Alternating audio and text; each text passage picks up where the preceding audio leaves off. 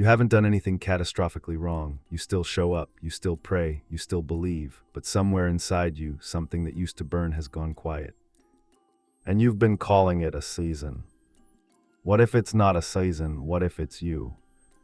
There was a version of you maybe a year ago, maybe 10, who felt something when the word landed, something that made ordinary moments feel charged, a fire that turned certain songs into surgery, that made silence feel almost dangerous, that made the comfortable, well-lit, socially acceptable version of life feel physically unbearable.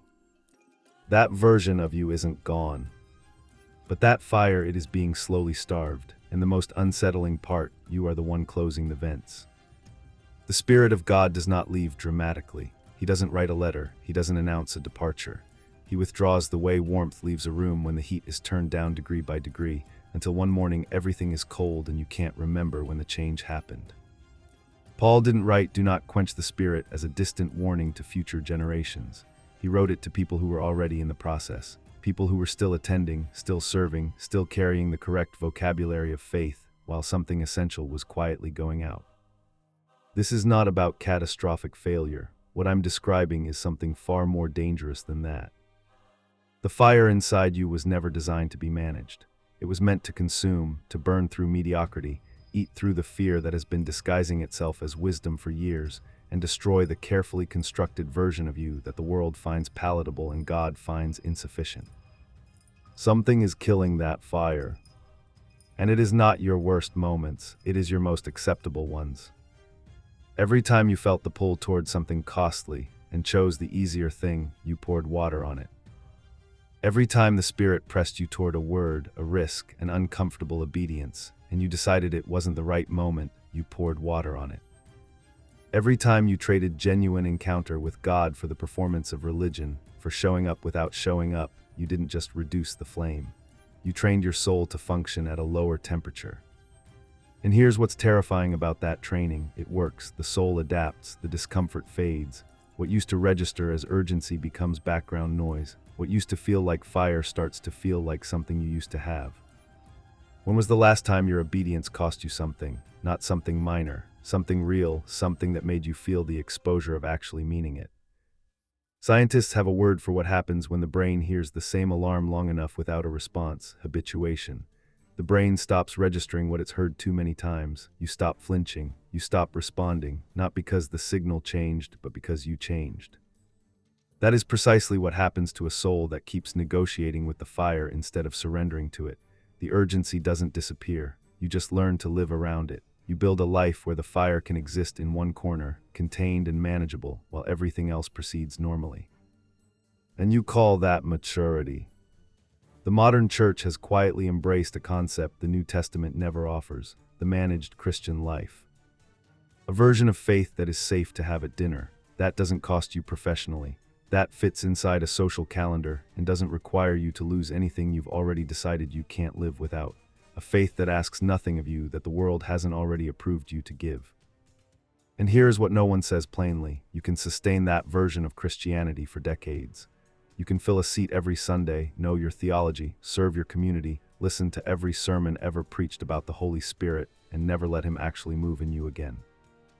Because you've built something sophisticated around the fire, not a cage, something subtler, a lifestyle, a comfort, an identity that requires the fire to stay small, because if it burned the way it was designed to burn, it would consume the very things you've spent years protecting. Jeremiah made a decision. He said, and the text records this plainly, "I will not mention him or speak any more in his name." He was exhausted. The cost was too high, the isolation too heavy. The ridicule had finally worn through him. He was done. And then in the very next breath, he wrote something that defies rational explanation. But his word was in my heart like a burning fire shut up in my bones. I was weary of holding it back, and I could not. He could not silence it, not because he was spiritually superior to you, but because he had not yet built enough insulation around it to keep it from demanding release. He felt the fire trying to break out of him. Most of us have built so many layers that we've forgotten what that feels like. We've forgotten that the fire was ever pushing. We've normalized the silence. Comfort, approval, safety, reputation. The slow architecture of making yourself acceptable to everyone except God. Every one of those is another layer. and every day you choose them over the fire, you make it a little harder to find what's underneath. This is what spiritual dormancy actually looks like from the inside. It doesn't look like rebellion, it looks like busyness, it looks like pragmatism, it looks like wisdom. You stopped pressing in prayer because you told yourself God already knows. You stopped moving toward the uncomfortable calling because you decided you're not ready. You stopped burning because burning required giving up the version of yourself you've been quietly, carefully building. And somewhere along the way, what used to feel like fire started to feel like something you used to have. Something real that happened before life got complicated. Something you're not entirely sure you want back, because wanting it back would dismantle too much of what you've built around its absence. Here is what I need you to hear carefully. The fire does not need to be reignited. It cannot be completely extinguished in someone who belongs to God. What it needs, what it has always needed, is not a new experience, a louder worship set, a different conference. It needs to be uncovered. You have not lost the Spirit, you have insulated yourself from Him, degree by degree, layer by layer, one reasonable, socially acceptable compromise at a time. Acts 2 did not describe a group of believers who generated spiritual fire through intense personal effort. It described people who stopped doing everything that kept the fire contained, who sat in one place, surrendered every competing agenda, and simply became available. They stopped managing their spiritual lives long enough for what was already inside them to have somewhere to go. The fire responds to surrender, not to performance, to exposure, not to effort. And the most terrifying and most liberating truth is this: you already have everything required for the fire to burn again. You do not need to manufacture it. You just need to stop choosing what smothers it. What does it actually look like when the fire breathes again?